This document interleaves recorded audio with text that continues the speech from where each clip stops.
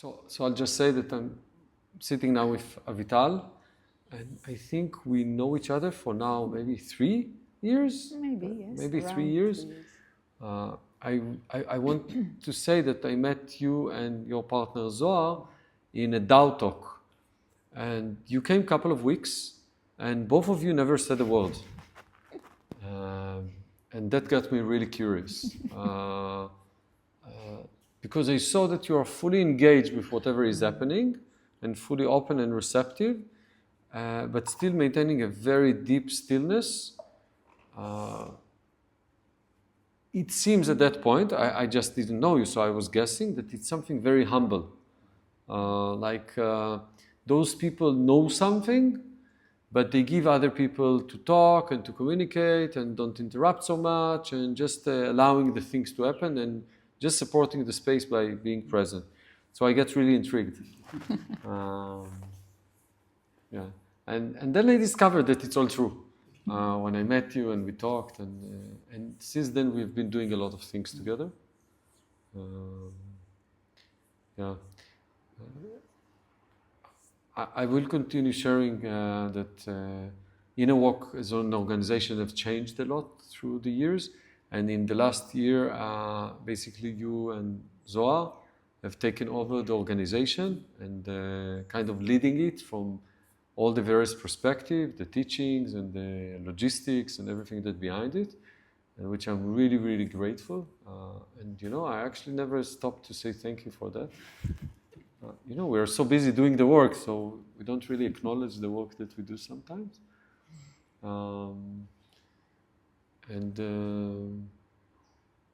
Yeah, I know that you're doing other stuff. If there is anything that you'd like to talk about, so whatever you feel like sharing, so it would be nice. If not, I'm just going to continue talking because she's not a big talker. What can I do? She's not a big talker, which is, I will say, it's a beautiful quality because it gives people the space to be. So it's also something that I notice a lot around people that interact with you, that they have the space to be. In a way, you don't try to take the space over. You give them the space, which is really, really nice, and I really value this as well. Yeah.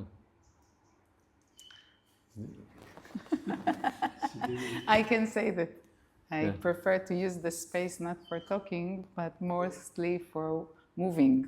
So I also like dancing, yoga, and movement.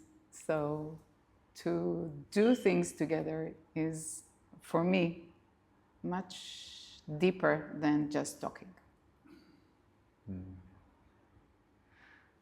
Yeah, we say a lot that I can teach you a lot of philosophy, but if you want to change something in your life, you need to experience things. And I think this is a nice point to the experience itself, rather to the intellectual mind that is trying to figure out all the time and never resting in one place, which was initially the challenge that we usually come with, a very hectic mind.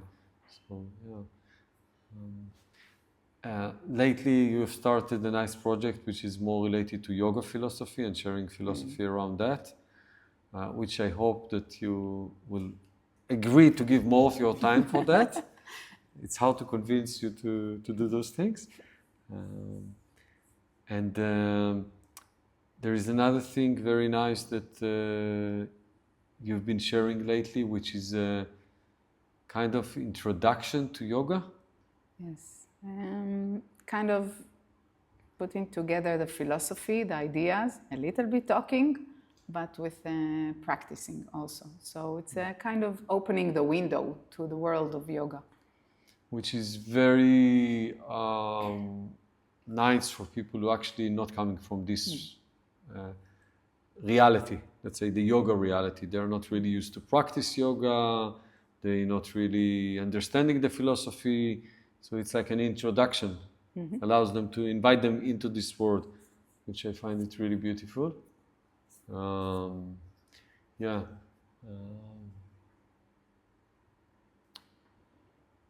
I also, like to acknowledge that now lately we are kind of neighbors.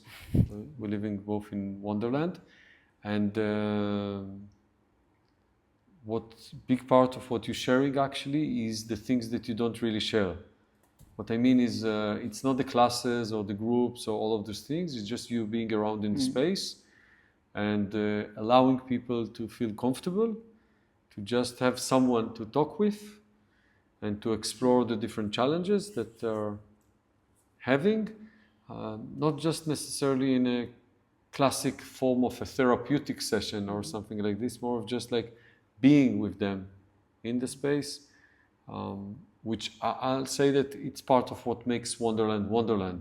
The fact that people can actually talk with someone and it's not so official or structured and are not like need to be healed in something to someone to talk with them. So yeah, which I really feel it's connecting to this idea that we don't feel that people are broken.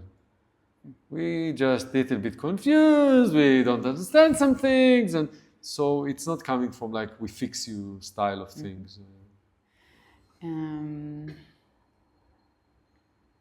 About, I think, 10 years ago, when I danced flamenco, I danced modern dance and also flamenco.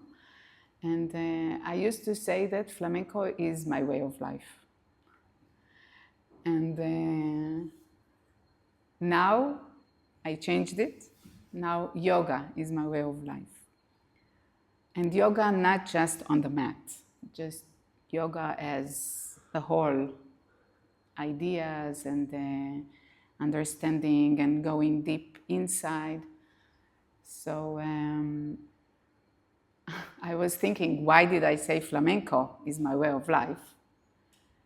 And I understand that, for example, in flamenco, I feel that we can express ourselves through the dance.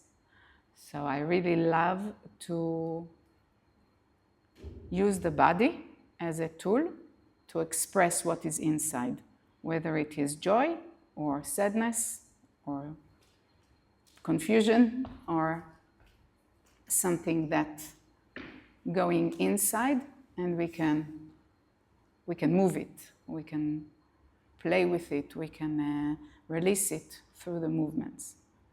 So the dance for me is a tool to express emotions, feelings, and release. And when I take it to yoga, what happens in yoga when we do like asanas in yoga, so it's the connection between body, mind, heart, everything that is inside, and moving differently in order to make this connection and expression and release. So I find different ways to use or to play and to enjoy our movements and body to this connection between all the aspects that we live with. What I like in yoga is the combination. Like I like to read a lot about yoga and to, for example, the sutras, yoga sutras of Patanjali give a lot of understanding in the mind, but also go deeply into deeper understanding and taking it really to every aspect in our life, whether it is our behavior and our relationship with people, with ourselves and everything. And at the end, it is a combination between those things. And I feel that for me, the body is a tool to deepen this understanding and these ideas of yoga.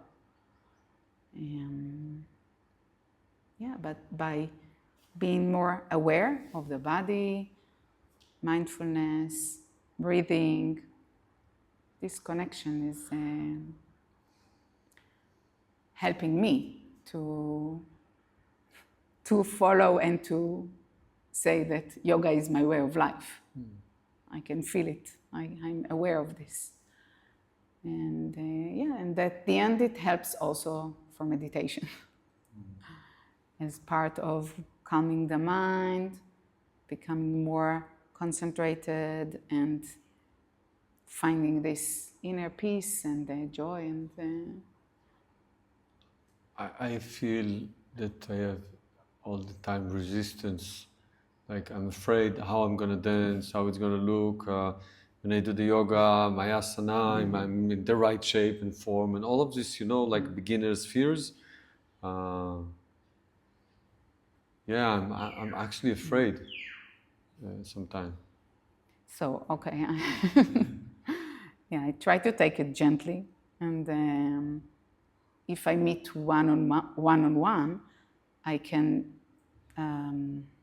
adjust and see what is good for you. Do you like this kind of music? Do you want to start with sitting or just breathing? And we can build something together that will suit you and be more gradual, and it should be enjoyable. We can use very gentle movements at the beginning. If you feel uncomfortable, like I don't know how to move and maybe I don't follow the steps or something like this. So we can just, for example, move with some kind of music, but just move the hand. So don't be frightened. Don't be afraid. Well, in yoga we say union. The union of body, mind, and spirit. And this union brings inner peace and joy and happiness. We can say it's kind of magic, because when it happens, it just happens. We don't say, okay, let's connect those parts. It's not. It's actually, they're not separated. Through the movement and through yoga or dance or kind of movements that we do, we can feel this union. And we come to be aware of this. It starts to be more quiet and relaxed and enjoyable, and you can rest in your body. It sounds like medicine without medicine. Yeah.